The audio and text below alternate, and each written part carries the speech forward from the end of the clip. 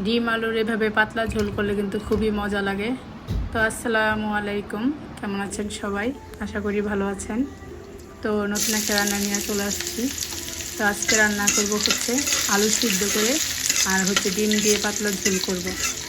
তো এখানে আমি একটু কাঁচা জিরা দিয়ে দিছি। কাঁচা জিরাটা দিলে কি হয়, ফ্লেভারটা সুন্দর আসে। তো এই জন্য আমি কাঁচা জিরা দিয়ে দিছি। তারপরে হচ্ছে একটু পেঁয়াজ দিয়ে দিলাম। পেঁয়াজটা একটু ভাজে নিয়ে তারপরে হচ্ছে দিয়ে দিলাম পানি। এই তো আমি পানিটা দিয়ে তারপরে হচ্ছে গুঁড়া মশলাগুলো একে একে দিয়ে দিলাম হলুদের গুঁড়া, আর এখানে দিয়ে দেবো হচ্ছে মরিচের গুঁড়া।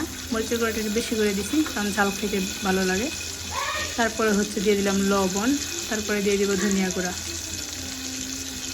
তো আমি সব মশলাগুলো দিয়ে তারপরে হচ্ছে মশলাটা ভালো করে কষায় নিব। কষায় নেওয়ার পরে আমি যে এখানে আলু সিদ্ধ করে রাখছিলাম, তো আলুটা আমি সিদ্ধ করে হালকা একটু ভেঙে নিচ্ছি। তো এখন আমি আলুটা কষায় নিব।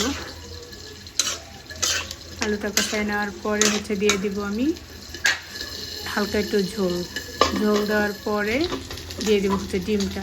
আমি এখানে ডিমটা সিদ্ধ করে নিয়ে তারপর একটু হালকা ভাইজা নিছি, কারণ ডিমটা ভাইজা দিলে কি হয়, মজা লাগে খাইতে। তো আমি হালকা ভাইজা নিছিলাম।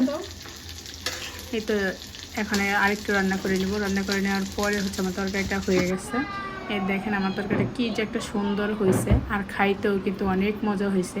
তরকারির ঝোলটা কিন্তু খুব সুন্দর, একদম গাঢ় হয়েছে, কারণ আলুটা একটু ভেঙে দেওয়া হয়েছে কারণে তরকারির ঝোলটা গাঢ় হয়েছে।